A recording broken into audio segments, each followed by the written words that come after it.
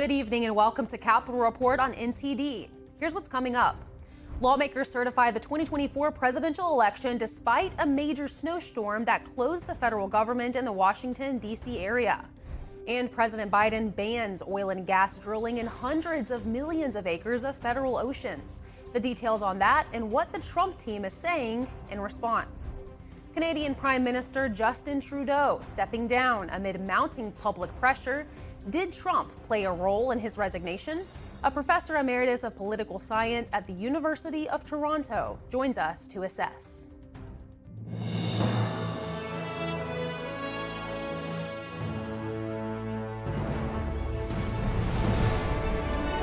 This is Capitol Report, live from our global headquarters in our nation's capital. Here's Steve Lance.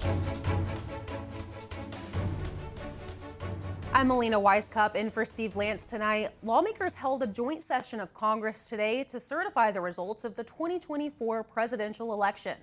Our Washington correspondent Luis Martinez joins us from the Capitol with the latest.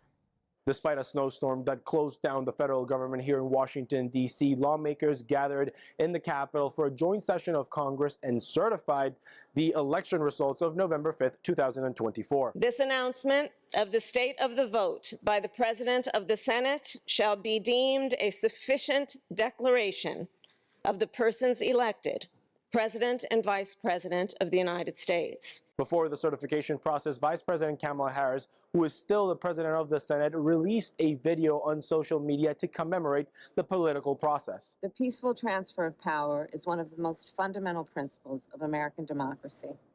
As much as any other principle, it is what distinguishes our system of government from monarchy or tyranny. The Capitol was heavily secured with additional fencing around the campus. House Democrats celebrated that the certification process was uneventful. I feel proud of the fact that we're going to have an uneventful and peaceful January 6th. I feel good about that. I hope that we're able to restore that as a quadrennial occasion. We survived 4 years ago.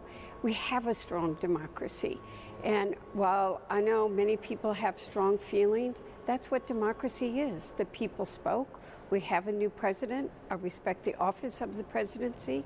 And I hope today will be a calm, peaceful day. Republican lawmakers are steaming ahead with negotiations on a reconciliation bill to push forward President-elect Donald Trump's policy agenda and also to confirm President-elect Donald Trump's nominees for his national security team, in particular Peter Hegseth for Secretary of Defense. Ongoing and constant dialogue about these issues, and what he wants to ensure is that we deliver the America First agenda. That is our mission. That is our intent. We had long work sessions over the weekend with all the House Republicans on that point, and we are going to get that job done. And so these nominees are going to go through a committee where they get they're going to have to answer questions. There will be some hard questions posed.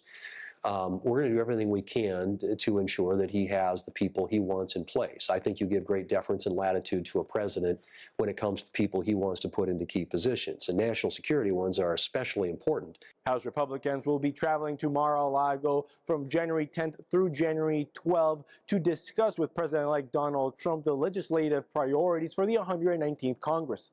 Reporting from Washington, D.C., Luis Eduardo Martinez, NTD News.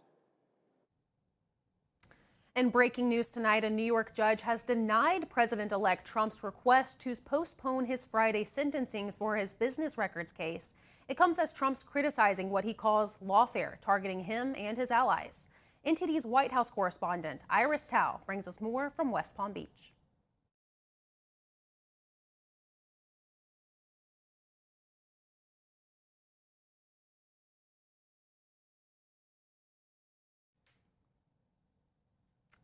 All right, we'll go back to that one in just a bit. But for now, we're going to move on to President Biden's latest move. He says no new oil and gas drilling will be allowed in 625 million acres of federal waters. The move gets praise from an ocean conservation group, while President-elect Trump says he'll reverse it. NTD correspondent Jason Blair reports.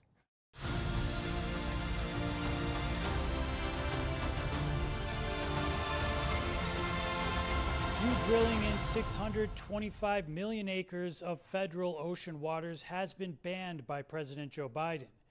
This includes off the entire East Coast, the eastern Gulf of Mexico, and some parts off the Pacific coast. Biden says that the areas of the ban show, quote, relatively minimal potential, and that any gains aren't significant enough to justify risks with new drilling. In a statement, the White House says nearly 40% of Americans live in coastal counties that rely on a healthy ocean to thrive. With today's action, President Biden is ensuring that these regions can remain healthy and safe from the risk of oil spills resulting from development that would do little, if anything, to meet the nation's energy needs. The action has no expiration date. President-elect Donald Trump responded to the news on The Hugh Hewitt Show. It's ridiculous. I'll unban it immediately. We can't let that happen to our country. It's really our greatest economic asset, and we're not going to let that happen to our country. Trump transition spokeswoman Caroline Leavitt says this is a disgraceful decision designed to exact political revenge on the American people who gave President Trump a mandate to increase drilling and lower gas prices. Campaign Director Joseph Gordon from environmental group Oceana praises the decision. Gordon says this is an epic ocean victory. Thank you, President Biden, for listening to the voices from coastal communities and contributing to the bipartisan tradition of protecting our coasts. Ocean and beach conservation group Surfrider Foundation also applauds the move. CEO Dr. Chad Nelson says offshore drilling is a dirty and damaging practice that harms our ocean as well as communities and businesses while worsening climate change. Reporting in Washington, D.C., Jason Blair, NTD News. Now we'll go back to that latest news from former President Trump, President-elect Trump. Now, NTD's White House correspondent Iris Tao brings us more from West Palm Beach. In the latest development, Judge Juan Merchan has denied President-elect Trump's request to delay his sentencing in his business record case in New York, which is set for this upcoming Friday. In the filing, the judge says Trump is repeating the same arguments he has raised numerous times in the past and trying to dismiss the case, adding that the court has already denied Trump's request to toss the case away. Earlier on Monday, Trump's attorneys moved to stop the Friday sentencing, arguing that the case cannot proceed while Trump's trying to get the appeals court to reveal his presidential immunity arguments. And next, Trump's team is expected to appeal Merchan's decisions to a New York appeals court. Meanwhile, also on Monday, Trump on Truth Social again criticized the current administration, accusing it of trying to make transition difficult by including, for example, lawfare. Just this weekend, Trump attended a film screening at his Mar-a-Lago club right here in Palm Beach, Florida, and the film was about alleged warfare targeting lawyers who backed Trump after the 2020 election. Trump said to supporters at the screening that he believes his attorney John Eastman's arguments were correct, adding that Rudy Giuliani, who's been disbarred in Washington, D.C. for his arguments about the 2020 election, will, quote, come out on top. I'm a big fan of John Eastman. You know, he was right. He happened to be right. That's why they changed the law. Nobody wants to talk about that. But Rudy's going to come out on top. It's just a question of time. I know, Rudy. It's all going to happen. A judge on Monday found Rudy Giuliani in contempt of court for failing to turn over assets to Georgia election workers. Meanwhile, John Eastman, the main lawyer featured in the film, told NTD that while federal actions against him have gone away as a result of Trump's latest 2024 election win, states' actions have not. He says he's still fighting, for example, the California state's decision to try to disbar him, but he says he's not going to give up. And I fight it because it needs to be stopped. Otherwise, people will keep doing it and scare lawyers away from ever taking on controversial causes or clients again. We cannot have an adversarial system of justice with only one side getting competent representation. Meanwhile, on the 4th anniversary of January 6th, the former chairman of Proud Boys is asking Trump to pardon him. He is serving a 22-year term in federal prison. Trump has repeatedly vowed that he would pardon many of the nonviolent January 6th defendants, and that comes despite some Democratic pushback, including just on Monday by Senate Majority Leader Chuck Schumer.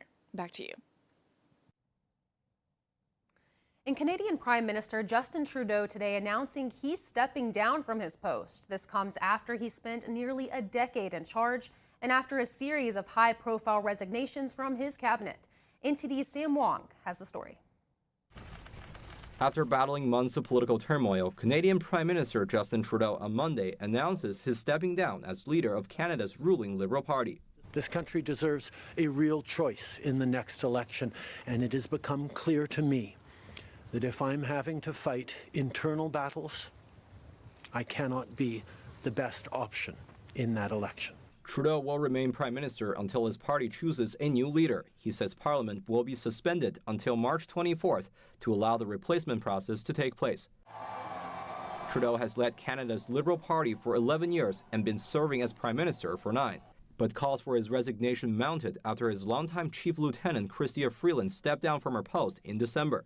She cited internal disputes with Trudeau on a number of issues, including how to handle a future trade war with the incoming Trump White House. Chrystia has been by my side for close to 10 years now. I had really hoped that she would agree to continue as my Deputy Prime Minister and take on one of the most important files that not just this government but this country is facing.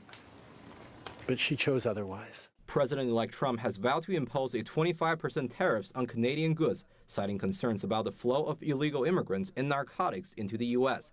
He also invited Trudeau to his Mar-a-Lago residence to discuss policy issues back in November. Trump on Monday posting on Truth Social, quote, "The United States can no longer suffer the massive trade deficits and subsidies that Canada needs to stay afloat." Justin Trudeau knew this and resigned. Aside from his southern neighbor, Trudeau is also battling mounting crises at home, from a rising cost of living to a housing shortage driven by Canada's immigration policy. Meanwhile, his ruling party is polling far behind his conservative opposition in the upcoming election. Trudeau's decision to resign will trigger a competitive leadership race in the Liberal Party. The country's general elections are slated to kick off either on or before October 20th this year. Sam Wong, NTD News, Washington, D.C. So what led to Trudeau's decision, and what does this mean for his party, Canada's opposition party, in the federal election? Joining me now to discuss the implications of Trudeau's resignation is Nelson Wiseman, Professor Emeritus of Political Science at the University of Toronto. Professor Wiseman, thank you so much for joining us today. Of course, we're going to talk about everything that's happening with Canada now. The Prime Minister Justin Trudeau announced he will step down as Prime Minister. That's when his party finds a new leader. Now, this does come after calls for his resignation from within his own party. Can you talk about the reasons for the party's infighting? Well, the Liberals have been down by 20%, 15 to 20% in the polls for well over a year and a half, close to 2 years. No Canadian Prime Minister since the 19th century has won 4 successive elections in a row. So the dilemma facing the Liberals is that they were going to get eviscerated in a coming election, and we have to have an election this year. Then in the spring, and then following in the autumn, the Liberals lost 2 by-elections, one in Toronto, one in Montreal. And those were in constituencies which they had held for decades. They've lost other by-elections since. So it's clear that the tide has gone out on the Liberal Party, and Trudeau's popularity has plummeted. So this was actually to be expected. What it was the surprise is it took so long for the Liberal caucus to come out more or less in revolt. And there are reasons for that, and that is because power is very centralized in Canada, much more so than in other parliamentary and presidential systems. In fact, if you want to run for the Liberal Party, the leader of the party has to sign your nomination paper if you want to use the name Liberal on the ballot. So that kept a lot of Liberal caucus members back because they knew if Trudeau was just determined to stay and they couldn't force him out, he might not endorse them in the next election. And then they wouldn't win unless they ran under a party platform. So I thought he was going to step down in November to give the party more time to select the successor. Trump had said he responded to Trudeau's resignation, repeating his call for the U.S. to subsidize Canada less. How will relations between Canada and the U.S. change now? The United States does not subsidize Canada in any way whatsoever. What Trump is referring to is a trade deficit that the United States has with Canada. And incidentally, the U.S. has a surplus when it comes to services. Okay, the United States has a trade deficit of about $75 billion a year with Canada. What is most of that trade from Canada to the United States? The overwhelming majority is oil. So if Trump wants to put a tariff on Canadian oil, that's fine. Americans are going to be paying another $1 or $2 a gallon. 60% of all the oil the United States imports comes from Canada.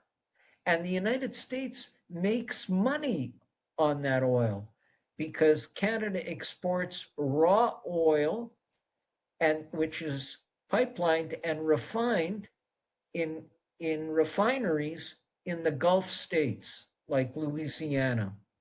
And then much of the product is value is added to it because it's refined and then sold abroad in Europe, such as refined motor oils. Well, that being said, Professor, let's talk about the political landscape in Canada. How about Trudeau's resignation? How do you think that would change the federal election for Canada coming in October? Oh, well, the Liberals will do much better, and that's because every party in Canada, whenever they select a new leader, that draws a lot of media attention, and it boosts the popularity of the party.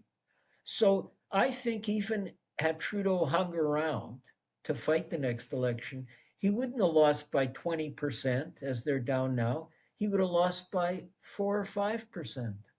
But if you lose a Canadian election by 3, 4, 5%, it results in an overwhelming majority for the other party. Indeed, in the last 2 elections, the Conservatives actually won more votes than the Liberals, but the Liberals won more seats. The system, to some extent, is similar in the United States.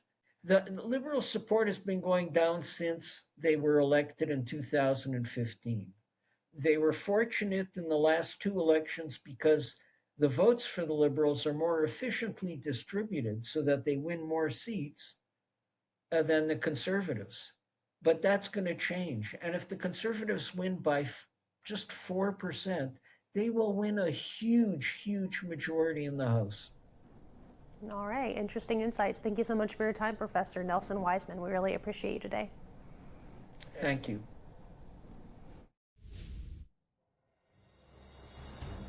And coming up, a major winter storm leaves millions under weather alerts, and over 1,900 flights are canceled as the Midwest reports record snowfall.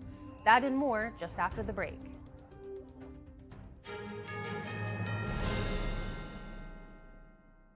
Shenyun Creations, the streaming platform from Shenyun, featuring world-class dance, past programs, and all original music.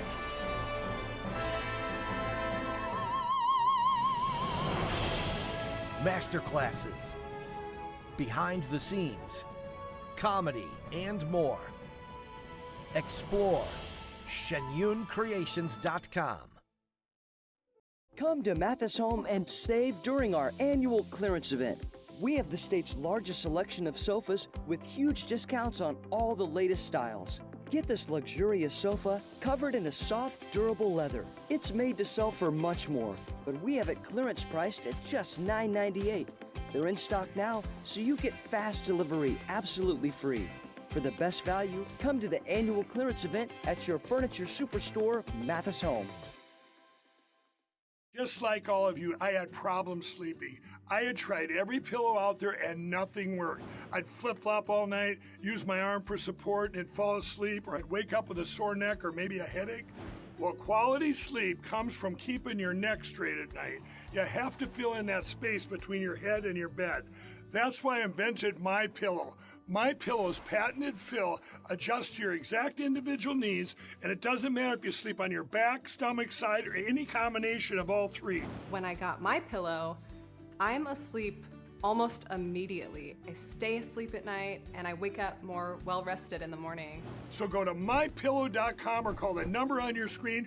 Use your promo code to get Classic King My Pillows for only $19.98. Queen size just $18.98. Standard Classic My Pillows only $14.98. That's right, only $14.98. Plus all orders $75 or more ship absolutely free. The Chinese Communist Party is exposing its hand. The fingerprints can be found all over. And I recently caught wind of these CCP operations on full display in South Korea. The top 13 theaters all rejected Shenyun almost simultaneously. What makes the case in South Korea so different? And how does the CCP extend its influence into other countries? Now, for the Chinese Communist Party, this is warfare. War being waged here isn't being done through tanks and bombs, but instead through the invisible forces of culture and ideology. They also revealed a hidden war.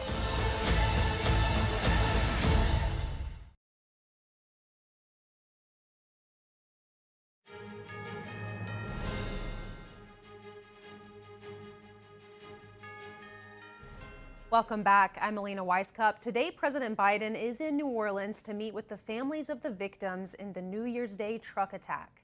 He and the First Lady Jill Biden are attending an interfaith prayer service at St. Louis Cathedral. He's urged them to stay strong, saying, quote, "It takes time, you gotta hang on." Meanwhile, back on the East Coast and in the Midwest, a major winter storm to kick off the new year, snow, sleet, and ice, leading to power outages and emergency declarations across the country. NTD's Chris Beers reports from Manhattan. Manhattan really saw the tail end of this storm, but states everywhere from the Central Plains to the Mid-Atlantic got hit with heavy snow, sleet, and ice, with multiple emergency declarations being declared in 7 different states. Millions of people under those declarations. Kansas got hit with about 18 inches of snow, seeing 30-year highs. Western New York seeing 5 feet of snow, which is actually not terribly unusual for that place. Hundreds of thousands without power, school closures in cities from Baltimore to Philadelphia to Washington, D.C. And to hone in on one of these cities to give you a sense of how things are going there, in Washington, D.C., they haven't seen snow like this in about 5 or 6 years. So with the school closures, kids and adults, everyone was out and about in the parks and having some snowball fights in some areas, having a bit of fun. What's not fun are the flight cancellations. So we did see about at least 1,500 flights canceled, about 3,000 delays, some people having their flights canceled, rescheduled multiple times. If you are thinking about traveling right now, make sure you check the roads, check your weather. First time experiencing this in New York, and it's super beautiful. It's freezing, but we're getting a lot of fun, and we forgot about the coldness. Yeah. I've been dreaming to experience this ever since I was a kid, so it was a dream come true for me. You've got to be careful. I did have a fall once and broke my shoulder, but since then I take a bit more care and I'm all right. And they usually put plenty of salt down and stuff, so not too bad. I'm from California and I just moved here, so this is crazy for me. So getting all my winter clothes. We just took a bunch of videos, like a bunch of tourists in the park, so. It's my second snow in New York. Yeah, very exciting. Still very, new and thrilling. So this storm really wasn't very serious in New York City compared to other parts of the country, but we are expecting frigid winter air through mid-January as far south as Florida. So folks, get out your winter coats and hunker down. Chris Beers, NTD News. And moving on, China-linked hackers infiltrated a U.S. telecommunications network undetected for 18 months, gathering data on over 1 million people. Joining us to discuss its significance is James Lewis. He's the Senior Vice President, Pritzker Chair, and Director of Strategic Technologies Program at Center for Strategic and International Studies.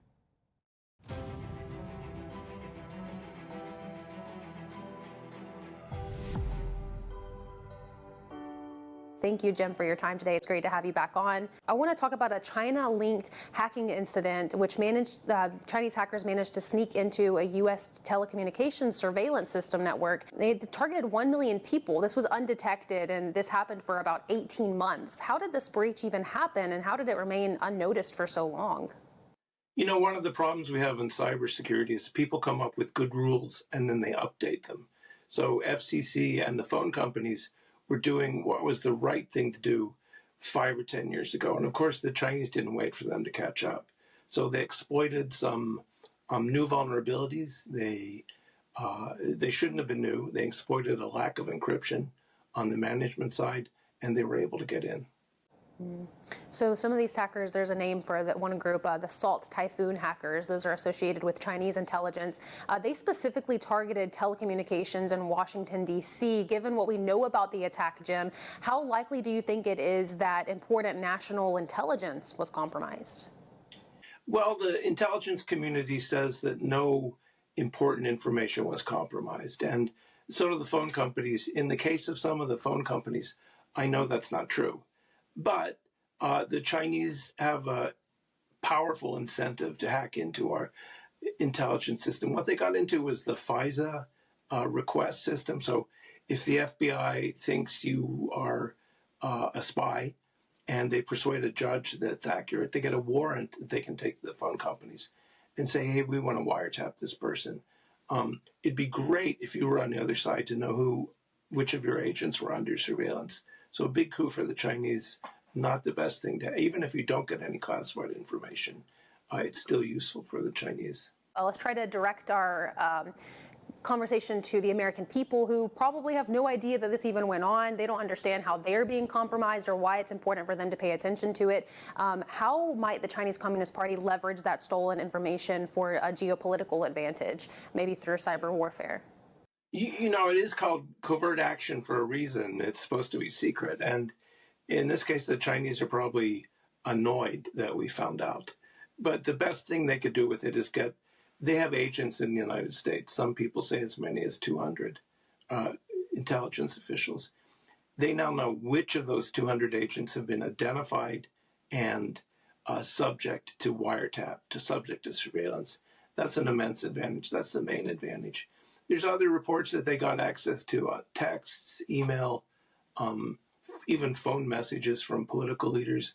That would be a real benefit too. So you've got both intelligence consequences and political consequences that really are the result of sloppiness on our side. And this has been going on for quite some time, Jen. I'm sure you've been following it very closely. I want to talk about one incident, particularly in fall of 2023, U.S. officials countered a Chinese-backed attack on critical infrastructure that threatened power grids and ports.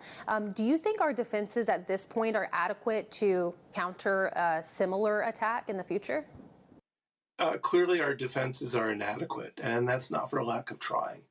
Part of it is the Chinese are hostile, and so they will. There's a lot of them, they have a lot of money, and they're going to keep trying. Where we have not pushed hard enough is on holding companies accountable and holding agencies accountable to making sure that people are doing best practices. And when I say best practices, I mean the best practices of 2024, not of 2014. So we have not done enough. The Chinese aren't going to stop, given how we work now. It's a real problem. So the fact that we haven't done enough, I'm sure many are starting to see through that, especially if you work in the intelligence community or in Congress or in D.C. particularly. Some U.S. officials are now choosing to move to encrypted platforms like Signal, for example. Jim, do you think moving to these types of platforms is sufficient, or do you think there are still other vulnerabilities? I use Signal, right? Not a plug for the company, don't know them. But yeah, if you don't use encrypted messaging, you are vulnerable. I thought we had this debate 20 years ago. Should we encrypt traffic or not?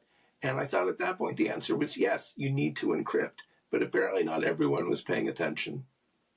That's one of the things that happened with this telecom hack, is that the Chinese have identified, as have the Russians and have others, probably us, that going after the primary target, it can be difficult, right? Going after the company or the agency you want to hack. But going after their service provider, their third-party service provider, can be a lot easier.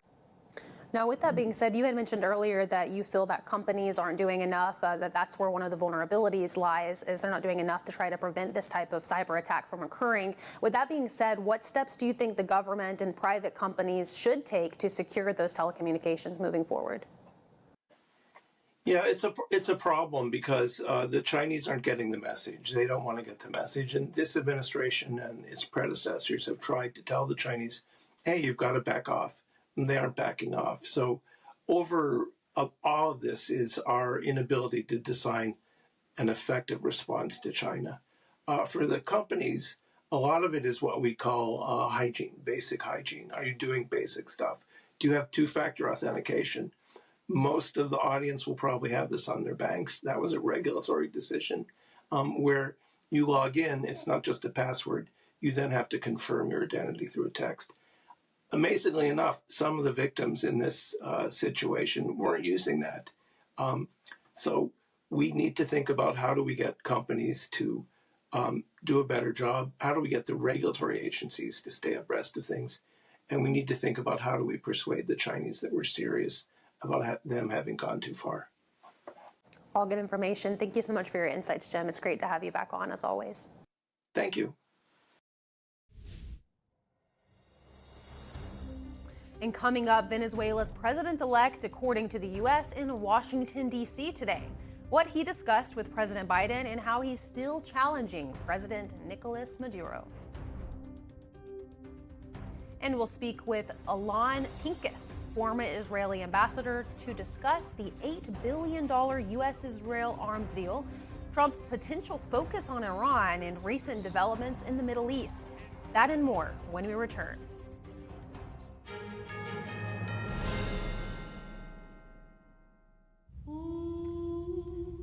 Hey, boss. Okay? I said I'm fine.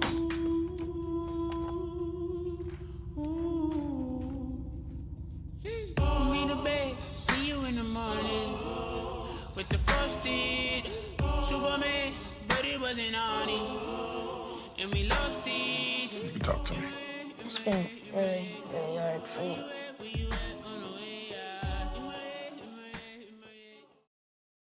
I am so glad you ladies are here. You each have your own rooms. Thank you. Get settled in. I'll call you for dinner. Adopting teen sisters, it's a lot. Girls, you're gonna be late. You want breakfast? No thanks, we're good.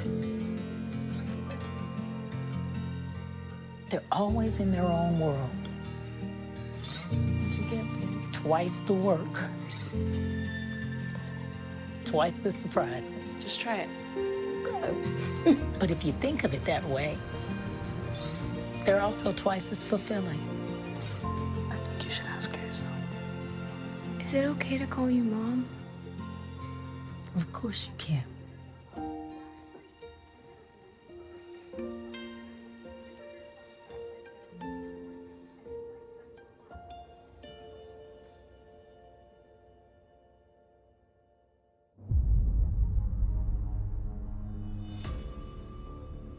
As the universe nears the end of its cycle of creation and destruction,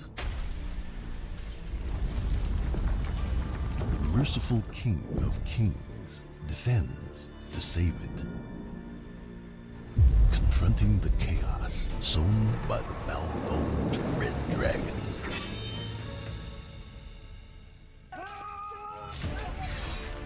Earth becomes the ultimate battleground. Humanity faces a defining choice. Our eternal fate hangs in the balance during this pivotal moment of cosmic shift.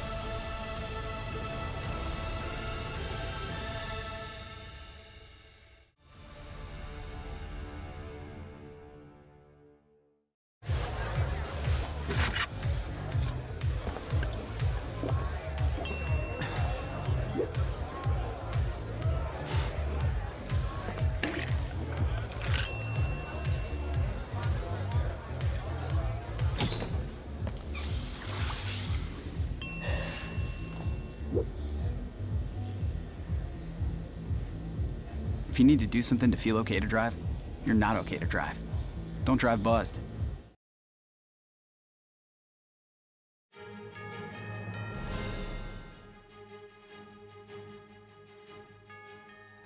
The future of Venezuela. Today, President Biden met the man who the U.S. says is the rightful president-elect. He's in exile, but he plans to return to Venezuela on Friday. That's when current President Nicolas Maduro, who says he won the election, will be sworn in for a third term.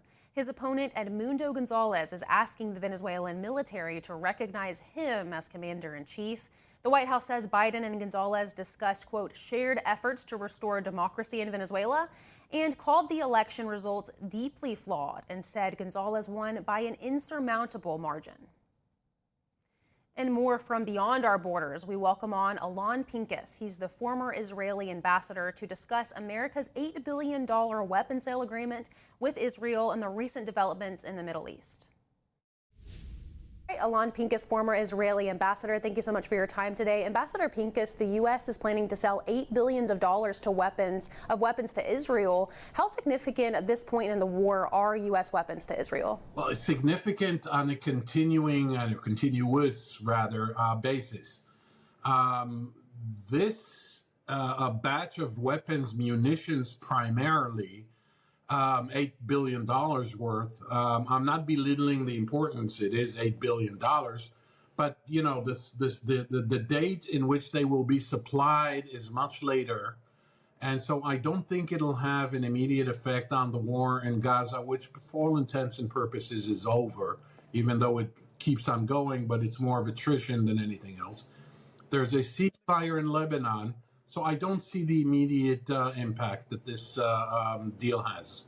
Yeah, so speaking of the ceasefire talks that are ongoing right now, there's sort of a deadlock going on here. President Biden, that said, has prioritized getting a ceasefire in his final weeks in office. Given that deadlock, though, how realistic do you think it is to expect a breakthrough in these talks before Biden's term ends in 2 weeks? What do you think are some obstacles to preventing this from moving forward? Well, that's a great question, and I wish I knew the answer, because both Biden, because it's on his watch and he began this process, but also President-elect Trump, who said more than once publicly and reportedly also privately to Mr. Netanyahu that he wants this wrapped up and over with by the time he gets into the White House on the 20th of January. That said, we need to draw a distinction between a ceasefire and a hostage deal. Supposedly, they're linked. Sounds logical, except that we're in the Middle East, and nothing that sounds logical is necessarily going to happen. So here's what may happen. A partial deal. There are 100 hostages held by Hamas, of which Israel assesses no more than 40, hopefully more, are alive. And a partial deal means less than 40. If we're talking about live hostages. Until now, Hamas refused to release the names, to provide the names of who they plan to release and are they alive or tragically not. On the other hand, Israel refused to commit to a ceasefire. So I know it's a lengthy answer, but per your question, I would not bet on it before the 20th. Now, with all that said, Alon, we're here at the end of Biden administration. We're coming into the Trump administration. He'll be inaugurated pretty soon. In what ways do you see a Trump administration differing from a Biden administration with regards to his handling of the Israel-Hamas negotiations? Let's put it this way. I don't think it's going to be a priority for Mr. Trump. In terms of foreign policy, his first priority is going to be Ukraine. His medium-range priority and long-range priority, for that matter, is going to be China.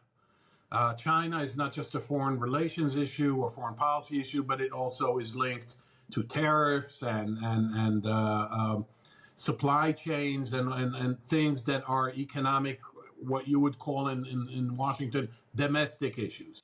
Now, the most pressing issue that's going to preoccupy the incoming Trump administration is going to be what to do with Iran. Iran's military nuclear program. Iran has been weakened significantly and degraded geopolitically in the last 4 or 5 months. Israel thinks it's an opportune moment to strike Iran. I think that Mr. Trump, based on what we know about him, we all like to roll off our tongues that he's unpredictable and et cetera, et cetera. But from what we know about him, he's war averse. He's not going to get into a conflict. He may employ so-called coercive diplomacy. He may threaten more sanctions on Iran, even though there's no proof or tangible evidence that previous sanctions actually moved the needle in terms of Iran's behavior.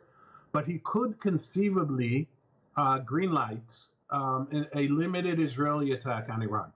Whether that is a prudent move or not requires a different conversation between us. But Trump, if I understand correctly his priorities, if I recall his modus operandi from his first term, he wants this to go away. He wants this issue to go away. Then there are all kinds of scenarios in which he likes to striking the big deal, to do something that Obama couldn't do and Biden failed to do, meaning, for example, getting Saudi Arabia to join the what were called the Abraham Accords, normalizing relations with Israel, signing a defense pact with the U.S.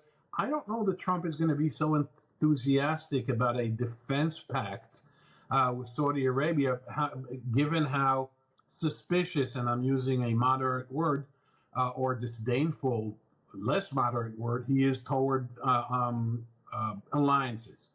But the Saudis will also promise a $50 or $60 billion arms purchase or arms acquisition deal with the U.S., and that could be too much for Mr. Trump to turn down. So I can't see him getting involved with the Saudis, but the first question is not going to be Gaza, it's going to be Iran. All right, so you're foreseeing much different priorities with President-elect Trump. We'll leave our viewers with that. Thank you so much for your time, Alon Pincus, former Israeli ambassador. We hope to have you on again soon. Thanks. Thank you very much. And coming up, Congress certified President-elect Trump's election victory today under new rules enacted in 2022. We'll hear from the Dean of Berkeley Law School at UC Berkeley about the events and how they fit into a historical context. The son of a paper mill worker, Georgia Republican Congressman Buddy Carter became the first member of his family to go to college. In today's Profiles of Service, we hear why he wanted to go into public service and the most surprising thing he found in Congress. That and more when we return.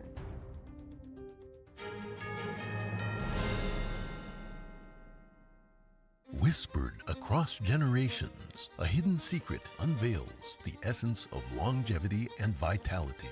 A timeless legend regarding energy and wonder. Rooted in ancient health wisdom, we proudly introduce Pure Tang Black Ginseng, a 100% natural organic energy drink made from premium 6-year-old Korean ginseng.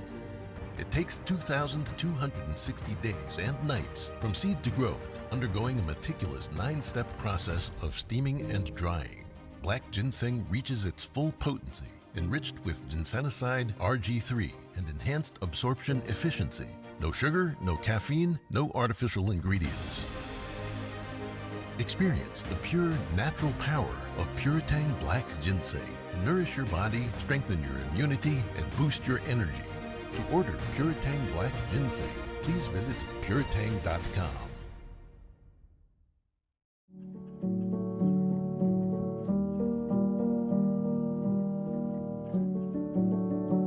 A painting that has true beauty. I imagine it's like a door.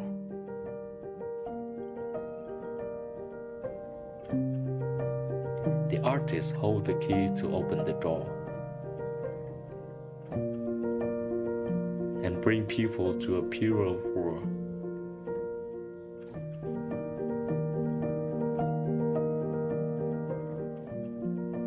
A world where people are more compassionate.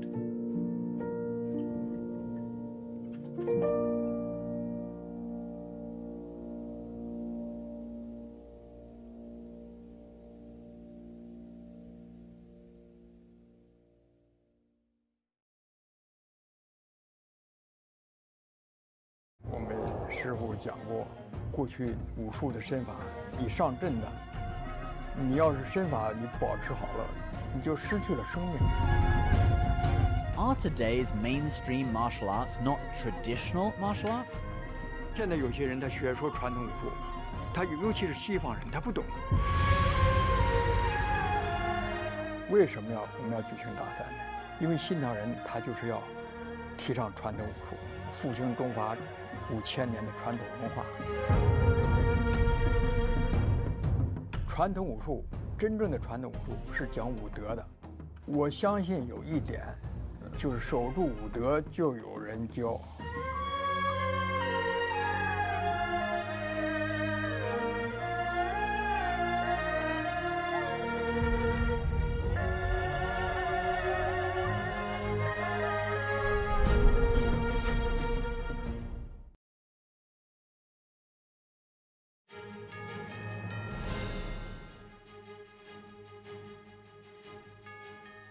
Welcome back. I'm Alina Weiskup. A joint session of Congress today certified the electoral votes, formalizing President-elect Trump's victory. The certification is a ceremonial step before Trump takes office in 2 weeks. Earlier, I spoke with Erwin Chemerinsky. He's the dean of Berkeley Law School. Here's that conversation. Thank you so much for your time, Mr. Chemerinsky. Congress convened today to count the Electoral College votes and certify President-elect Trump's victory. Walk us through that certification process. The Vice President presides. The Vice President is the President of the Senate. And of course, this is an awkward moment in that Kamala Harris, as Vice President, will preside over the selection of Donald Trump as President of the United States. It's not the first time it happened. Mike Pence had to preside over Joe Biden becoming president. Al Gore had to preside over George W. Bush being president. And each state will announce its results. And if 20% of the members of either house object, there then would need to be consideration of the electors. That happened back in 2021. Today, there's not going to be any objections. Right, and January 6th, the big day, we know that it's on the tops of many Americans' minds, and you mentioned it a couple of times, that breach that happened 4 years ago, today, delaying the certification. Have there been any other incidents of a delay of the certification in our nation's history? No, there's certainly been instances where there wasn't a resolution on the basis of the Electoral College. In the election of 1800, no candidate got a majority of the electors in the Electoral College, and they then had to go to the House of Representatives to decide who was going to be president. And then each state gets one vote to decide who's going to be president. Through most of American history, what's going on today has been like today, just a formality. But we certainly saw 4 years ago the possibility of contests. And indeed, the law was changed after 2021 to make clear that the vice president plays only a ministerial role, has no discretion to determine who's going to be president. Talk to me more about the law being changed and the importance of that moving forward. Of course, this is the first time that we're seeing a certification happen after that law was changed. Now, what does this mean moving forward for today and many, many years to come? The Electoral Count Act was adopted in the late 19th century and had a lot of ambiguities. One of the things that was unclear is what the role of the vice president was going to be. 4 years ago, Donald Trump wanted Mike Pence to essentially direct the election to Donald Trump, notwithstanding the Electoral College. The law was changed to make clear that the vice president has no discretion with regard to what goes on January 6th. Also, the law was changed to require a higher number of objections in order for it to be considered. Now it takes 20% of either the House or the Senate to consider a state's electors, making it much more difficult for a minority to try to hold up the process. We know that there are Democratic senators who actually want to overhaul the Electoral College system. There are specifically 3 senators, one from Hawaii, one from Illinois, one from Vermont. They introduced a constitutional amendment to abolish the Electoral College. How would our politics and governmental representation change if presidential elections were by popular vote? I strongly support their proposal, but it's not going to happen. The winner of the popular vote should become the President of the United States. Never in the 20th century did the loser of the popular vote win in the Electoral College. But it's happened twice already in this century, in 2000 and 2016. The problem is, to change the Constitution It takes 2/3 approval of both houses of Congress and then ratification by 3/4 of the states. There's no way that the states that benefit from the Electoral College will ever want to change it, and they're enough to prevent 3/4 of the states from ratifying. Thank you so much for your time. Thank you. Next up, profiles of service. Steve Lance sat down with Georgia Congressman Buddy Carter, a lifelong resident of Georgia's 1st District, which he's represented since 2015. Representative Carter shares about bipartisanship at the Capitol Gym and why he thinks America's best days are still ahead. Here's a look.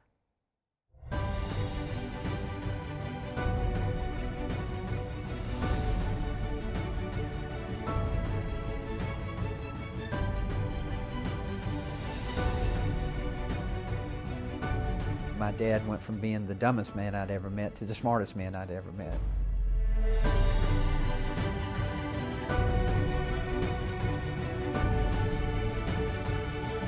My grandfather actually was a sharecropper. He didn't own the land, he worked the land. My dad, he moved to Savannah and got a job at the paper mill, Union Camp, working shift work on the paper machine. And he had a big influence on me. After my junior year in high school, I got a job in a drugstore, delivery driver, just, stock boy. And it was just an omen from God because it was perfect for me. So when I went to college, I knew I wanted to become a pharmacist. I was the first one in my family to go to college and to graduate from college. My extended family, not just my immediate family, my extended family. And the first thing I did when I graduated from college was go straight back home. In that time that I was away, my dad went from being the dumbest man I'd ever met to the smartest man I'd ever met. And as I say, went off to college, came back, and worked for someone for about 8 years and then decided to go into business for myself. And when I went into business for myself, I knew I needed to become involved in the community. I volunteered, served on the Planning and Zoning Committee, and then I decided to run for City Council, ran for City Council, and then I decided to run for Mayor, then I ran for State Rep, then I ran for State Senate, then I ran for Congress. And just my way of giving back to a community, to a country that's given me so much. What has it been like for you representing a broad constituency? Everybody thinks that, you're Republican, you only represent Republicans. I represent everyone in the 1st Congressional District of Georgia, and it's my home. It's where I've lived all my life, where I intend to live the rest of my life. And it's important to me that, and I take it very serious. I work very hard at this job. I'm always cognitive of the fact that I do represent everyone, not just a certain group. You're their voice in Washington, D.C., and it's important that they be heard. Now, I think the days of a large majority are over with, at least for the next couple of decades. And so we're going to have to work together. And we do work together on a lot of things that people don't realize. But unfortunately, it's the wedge issues that get all the attention. I stay in my office. I'm here to work, not to live. It's an opportunity of convenience because, look, being in Congress is like being back in school again. I have to study, and I have to read, and every night I spend an hour and a half just preparing for the next day. It's very convenient for me to stay in my office, but we have a members gym that we pay dues to, and Republicans, Democrats, there's probably close to 50 or 60 people who stay in the office, and it's just like living in a dorm. I mean, it's bipartisan. I mean, when you're working out, it doesn't matter if you're a Republican or a Democrat. A push-up's a push-up. I would submit to you that members' gym is the most nonpartisan area of the whole Capitol. What is your philosophy of service, I guess, so to speak, your North Star that keeps you on your path? This is an honor and a privilege. And I'm beginning my 11th year, and the shine has not worn off for me. I'm excited every time I come up here. It's such an honor. And I always keep that in mind. I didn't have the opportunity to serve in the military, so this is my way of serving. Look, I know there are people who think that, everybody in Congress is corrupt. I'm often asked, what's the most surprising thing you've found since you've been a member of Congress? The most surprising thing is also the most encouraging thing, and that is there are a lot of good people up here. There are a lot of people up here who are up here for the right reasons. They're up here to move this country forward. It keeps me going, and my faith keeps me going. It's my moral compass. I still believe that our greatest times are ahead of us. And I know about the Revolution, I know about World War II, but I still believe our greatest times are ahead of us. This idea of self-governance works. And you know, and we were talking earlier about a book I read about Friends Divided, about John Adams and Thomas Jefferson. Adams looked at the country as being, as a person, but Jefferson looked at it as an idea. And it was the same thing that Abraham Lincoln looked at the country as being, this idea of self-rule, of self-governance. And I would submit to you that Ronald Reagan looked at it the same way, that America is this shining city on the hill. This is an idea.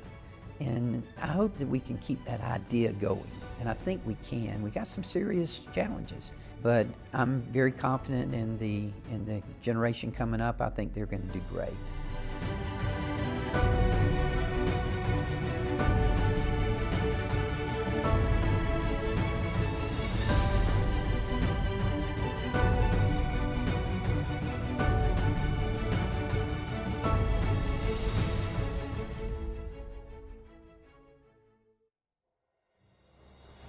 Thank you for joining us tonight. That's all we have for you on the Capitol Report. For round-the-clock original news coverage, visit us at ntd.com/live or download the NTD app.